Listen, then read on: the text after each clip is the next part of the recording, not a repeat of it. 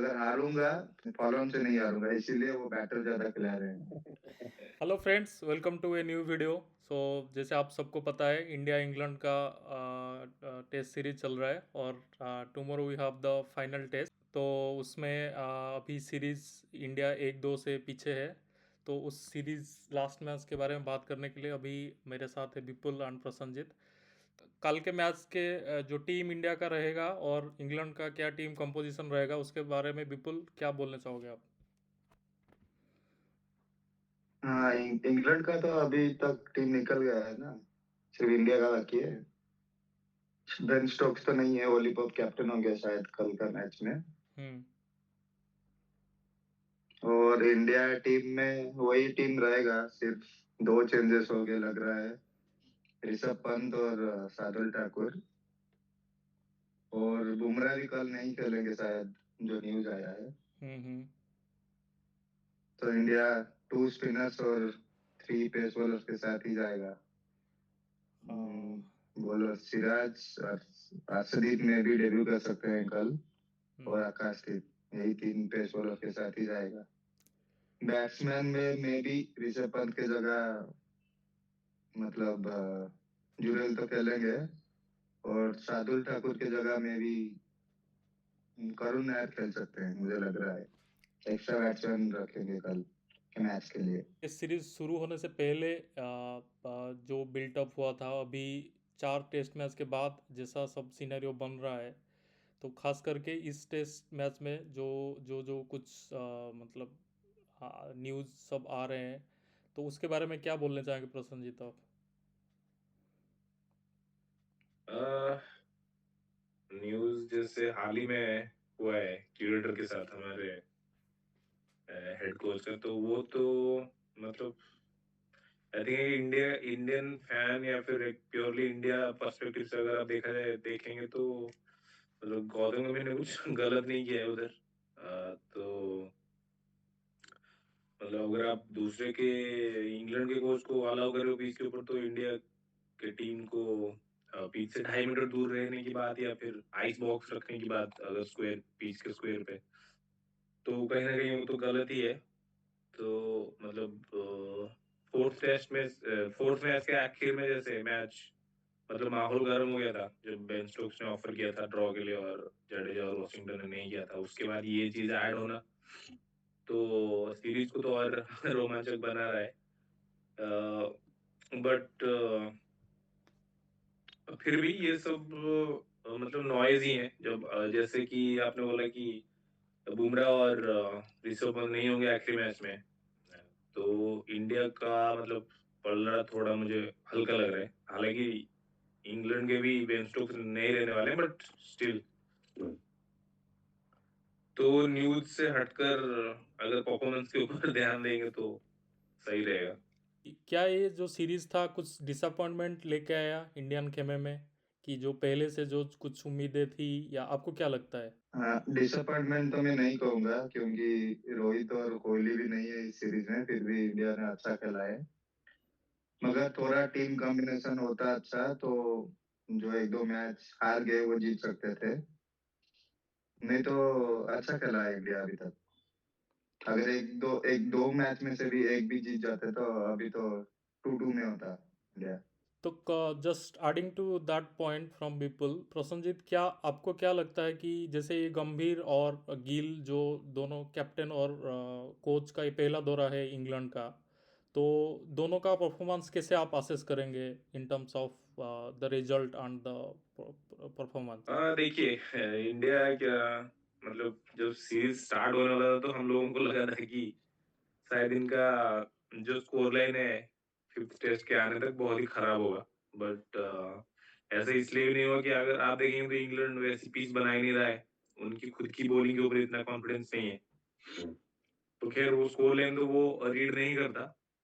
But इन्होंने मतलब जहां पर गलती हुई है मैं कहूंगा कि बहुत ही ज्यादा ही मतलब ओवर डिफेंसिव गए हैं बैट्समैन और रन्स को लेकर। इसलिए ज्यादा मतलब एक्स्ट्रा बैटर ऐड करने के लिए ये वो जो फिफ्थ बॉलिंग ऑप्शन था इंडिया का पिछले कुछ सालों से, जिसके लिए हमें रिजल्ट मिल रहे थे, उन्होंने इन्होंने इसके साथ कॉम्प्रोमाइज किया है।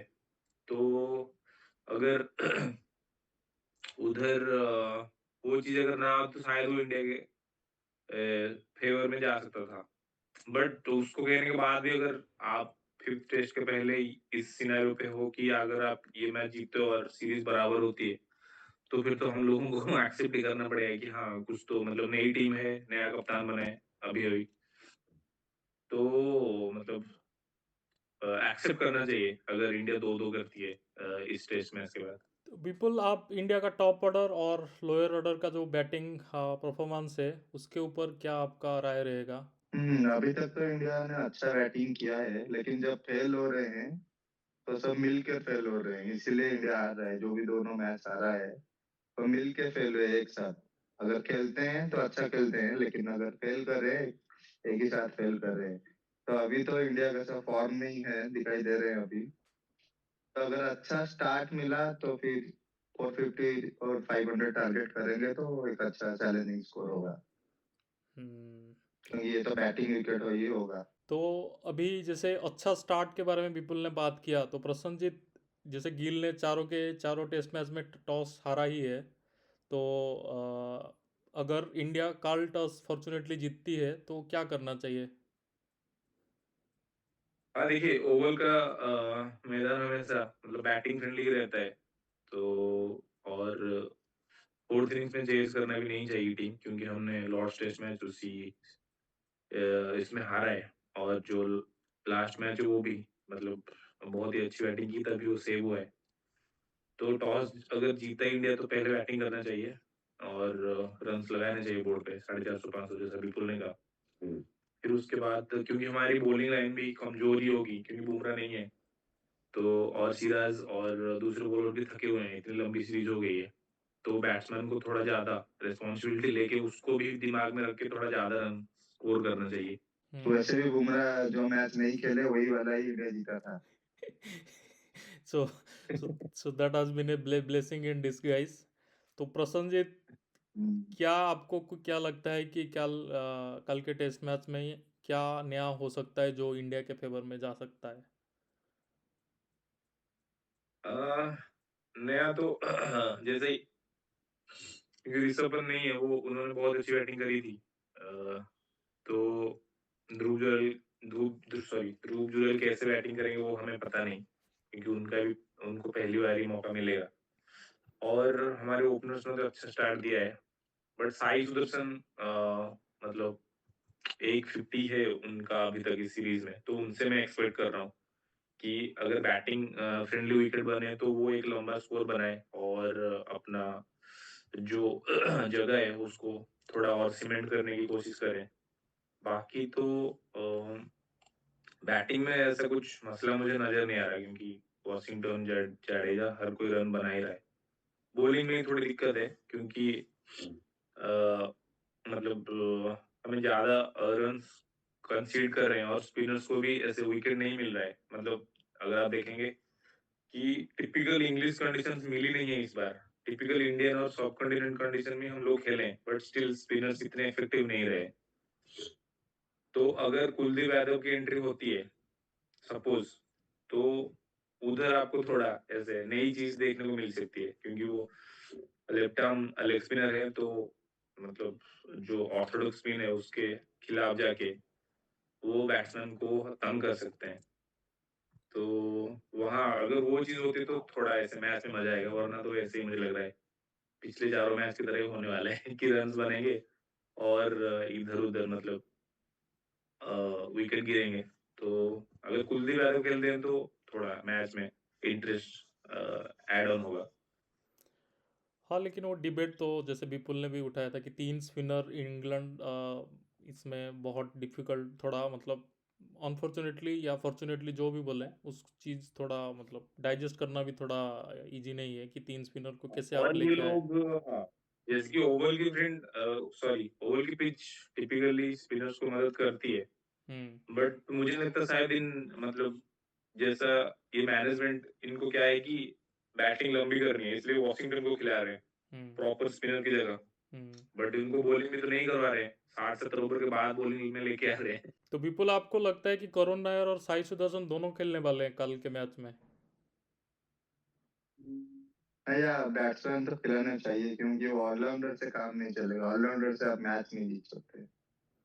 तो एक प्योर बैट्समैन तो खिलाना चाहिए। हर बार तो वाशिंगटन 100 नहीं बनाएगा हम्म या जडेजा भी नहीं बनाएगा, तो प्योर बैटर तो खिलाना चाहिए। तो हाँ, अगर ये करुण को मैनेजमेंट भी क्या सोच रही है कि अगर हारूंगा तो फॉलोन से नहीं हारूंगा, इसीलिए वो बैटर ज्यादा खिला रहे हैं। हाँ, बट मुझे लगता है कि करुण को जो क्रिकेट ने चांस देना था वो दे चुका है। ठीक है। 6 पारियों में। अभी मुझे नहीं लगता कि गौतम गंभीर उनको मौका देंगे। गिल की बात में जानबूझ के इधर नहीं ला रहा हूँ क्योंकि वो आपको पता है कुछ अभी हो है नहीं, उनके हिसाब से हो नहीं रहा होगा उस सेटअप में। तो गौतम गंभीर भी वैसे भी उनके ऊपर ज्यादा फोकस रहता ही है। तो जिस टीम के भी वो सपोर्ट स्टाफ या कोचिंग स्टाफ में होते हैं, हम्म तो मुझे नहीं लगता कि करुण नायर कल खेलेंगे। बैटिंग लाइनअप सेम ही होगा, सिर्फ ध्रुव जुरेल ऐड होंगे ऋषभ पंत की जगह। तो ठीक है। तो जो हमारा ओपोनेंट है इंग्लैंड क्रिकेट, तो बेन स्टोक भी एब्सेंट है।